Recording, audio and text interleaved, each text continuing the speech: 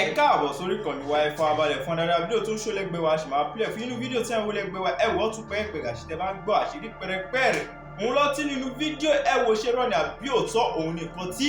ẹ̀yìn ìsọ ẹ wò gbogbo ẹ̀lẹ́ máa gbọ́ lẹ́kùnrẹ́rẹ́ lórí ìkànnì wa lénìí tó bá yẹ pé ìgbà àkọ́kọ́ rí tẹ̀ dáa kọ̀ọ̀kan ní bá wa subscribe like comment kẹ́ share lè máa jẹ́ wá fún kọ́ńtẹ́ǹtì ní ìgbàkúgbà lórí ìwé tó bá fi lè tẹ̀lé máa ṣùgbọ́n ìmọ̀ àti òye ẹ wò láìfò pàpọ̀lọpọ̀lọ gbòdò bóyá fídíò náà rèé ẹ̀ka ṣùgbọ́n abẹ́ kó.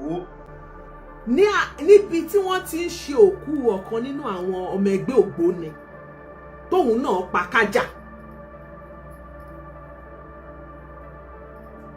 ẹ wò mí ẹ máa wí sáìdì tèmi èmi ò wọ against ẹgbẹ́ ògbóni o torí ìṣẹ̀ṣe ohun tá a bá láyé ni wọ́n ń ṣe tá a sì mọ̀ wípé ìṣẹ̀ṣe tiwọn nìyẹn ṣùgbọ́n kẹ́nì kankan ṣùgbọ́n kéèyàn wá fi orúkọ Jésù kó máa wá fi kó wa lómi ọbẹ̀ jẹ́ òun lèmi kick against. kẹ́ ẹ wá máa fi orúkọ Jésù kẹ́ ẹ wá máa fi máa kó wa lómi ọbẹ̀ jẹ́ enough is enough. Bíbélì gan sọ pé tó bá gbóná kó o gbóná tó bá tutù kó o tutù èwo ni kò gbóná kò tutù. Ibo là ń lọ tá a rọ̀kọ̀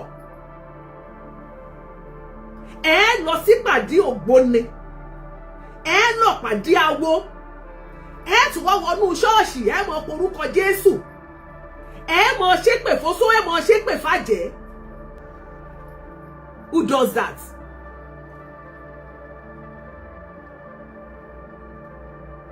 Who does that?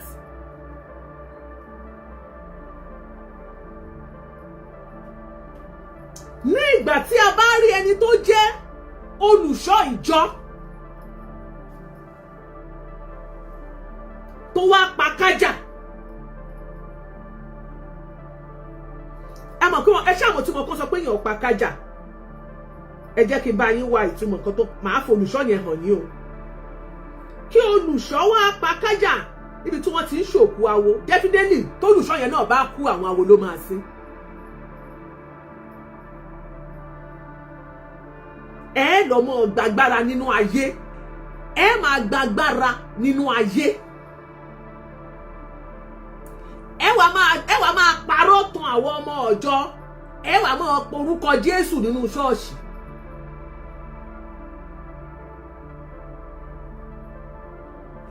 Ìgbà wo lẹ rí àwọn ẹgbẹ́ ògbóni àwọn oníṣẹ̀ṣe àwọn awo tí wọ́n ń tijú ẹ̀sìn tí wọ́n ń ṣe. Ẹ̀ẹ́fẹ̀ kan announce fún wa pé kí gbogbo wa lọ ṣògbóni àádẹ́ tí mo wí pé a lè ṣe kì í ṣe pé kẹ́ wá máa parọ́ fún wa kẹ́ máa fi àwọn òfin constitution celestial ní section 101 títí dé 103 tí bàbá Ọ̀ṣọ́fà tó gbé sílẹ̀ tí wọ́n ní ẹnikẹ́ni ò gbọ́dọ̀ ṣe gbé ayé kódà anybody ò gbọ́dọ̀ gba oyè ayé tó bá ní oyè tó fẹ́ gbà tó bá jọmọ jẹ celestial pé wàá kọ́kọ́ lọ ṣe kíni ìsirà kó lọ resign kúrò nínú ìkíní ipò tó inú sẹ̀lẹ̀ kó wá lọ gboyè ẹ pé kò sáyè ẹ wà mọ́ lòdì nínú ṣọ́ọ̀ṣì ẹ mọ́ fi wàásù ẹ mọ́ fi di ọmọ ìjọ mọ́lẹ̀ ẹ̀yọ́ àmọ́ lọ́dún ẹgbẹ́ ògbóni ṣé ẹ gbádùn. Nígbà táyé mọ̀ porúkọ Jésù òṣìṣẹ́ wọ́n ìtẹ́ ń parọ́ fún wa kẹ́ jẹ́ kí gbogbo àwùlẹ̀ mọ̀nà tá a máa gbà pé orúkọ Jésù yẹn o tí wọ́n fi ń sọ sínú kándù tí wọ́n lé aṣọ eré máyà bí jẹrẹ máyà bí kí ló máa ń pe eré wọn kíní kan tó máa ń sọ yẹn ẹ̀ ní pé kò ṣiṣẹ́ o. Gbàmọ́ bá kíra ó tẹ́lẹ̀ ti ríra yín sábà pé aleluya ẹ wùlẹ̀ sọ pé kò ṣiṣẹ́ o eriwo yà ló kú o àwọn èèyàn ọmọ ọjọ́ ti mọ online wọ́n ti mọ scores wọ́n ti mọ bó ṣe ń lọ.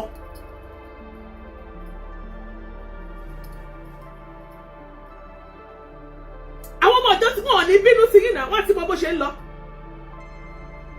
Talentan. No, kò yé mi o. Okay, ẹ jẹ́ kí n play fídíò tó tiẹ̀ wà gangan kó má di pé bóyá mo parọ́ kankan. Ó wà nínú ẹ jẹ́ ẹ wò bí tó ti ń ṣe òkú awo lélẹ̀ ṣe rí pé gbogbo wọn ló pa kájà. Ẹ wò ṣe rí pé gbogbo wọn ló pa kájà.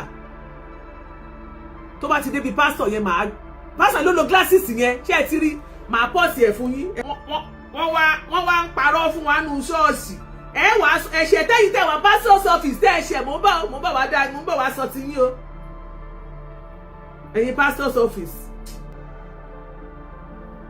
tó lo glasses yìí ẹ wọ̀ ọ̀já ẹ̀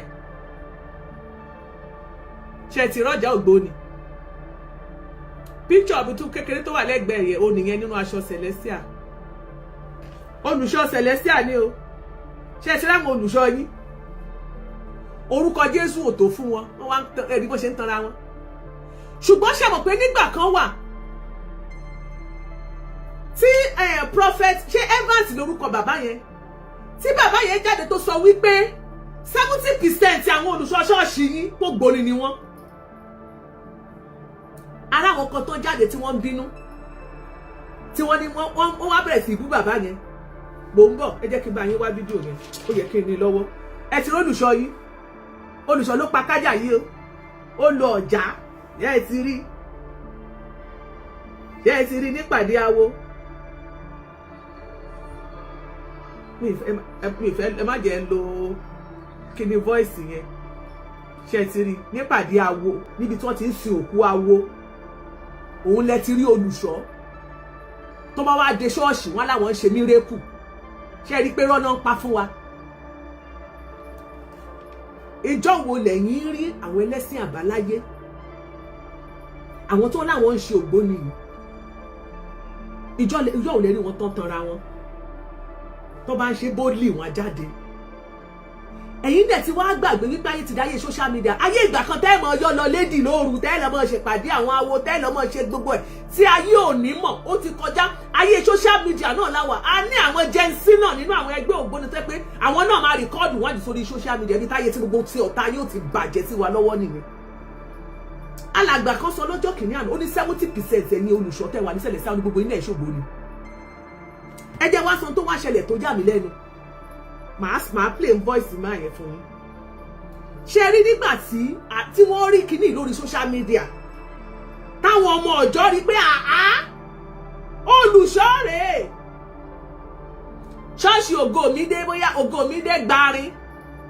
ṣe àdúgbò yẹn ṣe Gbarin ló ń jẹ́ àbí Gbarin ní ìmọ̀ Ògòmídé bóyá Gbarin àbí Gbarin nílé Ifẹ̀ òun olùṣọ́ ọbẹ̀ nígbà tí wọ́n rí ó wá jẹ́ ìtìjú fún gbogbo àwọn olùṣọ́ tó kù nílé Ifẹ̀ pé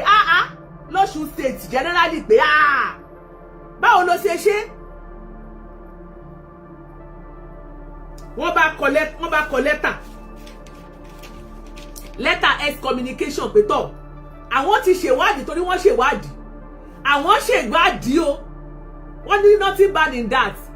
ó bá dì bẹ́ẹ̀ ní Àjàyí tó bá máa ṣògbóni kó ṣògbóni ẹ má yẹ kán tórúkọ Jésù ò bá ṣiṣẹ́ mọ́ ẹjẹ́ kan láwọn fún wa ìyẹn ni mi ò fẹ́ gbọ́ pé nothing bad kí ni kẹ́ni ṣebí lẹ́nu ọjọ́ mẹ́ta ni pásítọ̀ kan ṣẹ̀ṣẹ̀ ń sọ mo ṣẹ̀ ń gbọ́ fídíò yẹn pé àwọn obìnrin a lè lọ ṣe second wife a lè ṣe third wife nílé ọkùnrin pé kò ṣẹ̀ṣẹ̀ bẹ́ẹ̀ wọ́n ṣẹ̀ṣẹ̀ wà ń preaching sí tí a lot of obìnrin ti lélẹ̀ tóbìnrin míì tó yẹ kó yàgùn tó fi kú tóbìnrin míì lélẹ̀ tó fi wọ 70 ṣe é gbádùn ṣé a máa forúkọ Jésù ẹ máa fi kàjọ wa ni tó bá sọ pé kò báàdì kí wọ́n jáde kí wọ́n sọ fún wa pé kò báàdì ká lè tètè mọ̀ bí wọ́n ti jáde ṣọ́ọ̀ṣì wọn tó bá ti rí pé kò báàdì ní Celestial bá a bá ti rí wọn ò ní sọ nǹkan kan mọ́ tẹ́ bá dẹ̀ ti ríra yín àgbọ̀dọ̀ gbọ́ kẹ́ mọ̀ pé hallelujah o ẹ mọ̀ pé irú wọn yà kẹ́ mọ̀ para wọn ni wọ́n wáyé tẹ́ fi ń pretend wáyé tẹ́ mọ̀ ọmọ ọjọ́ tẹ́ mọ̀ sọ pé hallelujah tẹ́ ẹ̀ ṣe mọ̀ sọ pé irú wọn yà sáwọn èèyàn yín bẹ́ẹ̀ tẹ́ fi kọ́ àwọn ọmọ ọjọ́ yín lọ ẹ lọ mọ gbàgbára wẹ́wà mọ lò nínú ṣọ́ọ̀ṣì ẹ ṣe jẹ́ kí gbogbo ọmọ bí káwọn ìdí àṣírí bí tẹ́ ti ń gbàgbára yẹn kí gbogbo ọmọ gbàgbára mẹ́ àṣírí tẹ́ ti ń gbàgbára yẹn kí lóye tí gbogbo wa òkúkú lọ bẹ̀ kálọ̀ kọ́ńgàkù lọ gbàgbára kẹ́nìkan kọ́ mọ́ bá mi gbàgbára tó bá wù mí lónìí tí má tún fẹ́ ṣe gbé ògbóni lónìí wọn ò ní mú mi sí èmi ò ní wá parọ́ ní ṣọ́ọ̀ṣì pé mo tún lọ ṣọ́ọ̀ṣì màá ṣe gbé ògbómi tí má fẹ́ ṣe màá ṣe confirm ni màá dẹ̀ wà proud of nǹkan tí bá ń ṣe ìtẹ́ bá ṣe tẹ́ bá ti ń parọ́ tẹ́ bá tún fi ń gbá wa tẹ́ ẹ̀ fi proud of it ajá pé ó ní nǹkan kan ní tẹ́ bá gbóná kẹ́ gbóná tẹ́ bá tutù kẹ́ tutù torúkọ Jésù ò bá jẹ́ fún yín ẹ sọ àṣì orúkọ tẹ́ ń lò fún wa nínú ṣọ́ọ̀ṣì ẹ sọ àṣírí agbára tẹ́ ń lò fún wa nínú ṣọ́ọ̀ṣì tẹ́ mọ̀ pé ẹ mọ̀ lè ṣe mírèkù fèkì rádáadáa tẹ́ mọ̀ parọ́ kiri tẹ́ mọ̀ tanra yín.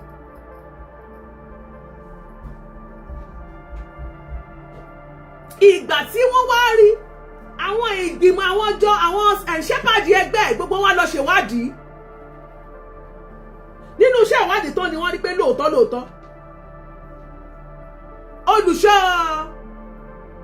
Oyèbámijí Dámiláre òun mà ní wọ́n bá kọ lẹ́tà sí head of pastor's office ní headquarter wọn ìkan lára àwọn olùṣọ́ ó wà nú ẹgbẹ́ ògbóni o a rí o gbogbo àwa nìkan kọ́ la rí o gbogbo ẹ̀rí rẹ̀ o gbogbo ẹ̀ ló wà lórí social media o. wọ́n wá kọ lẹ́tà wọ́n wá láwọn pé àwọn s communication àwọn ti ṣe àwọn ò fẹ́ mọ́ láàrin wọn wọ́n wá kọ́pì ẹjọ́ bá mi pa àwọn celestial task force ẹjọ́ lórí ìtọ́lá àwọn tó jẹ́ ẹ bá mi pa àwọn tó jẹ́ celestial torí àwọn ọmọ celestial wá ń gbójú pamọ́ lẹ́mọ̀ hallelujah o tí bá gbọ́ tẹ̀ sọ hallelujah kankan nínú tí bá rò comment section tí bá rò ọmọ sẹ̀lẹ̀ kan tó sọ hallelujah o tí bá gbọ́ tẹ̀ ọmọ sẹ̀lẹ̀ kankan ṣe hallelujah o lẹ́yìn kẹsẹ̀ irúwo yà èmi náà sọ pé àyà gbó àyà tọ́ àyà jẹ àyà mú.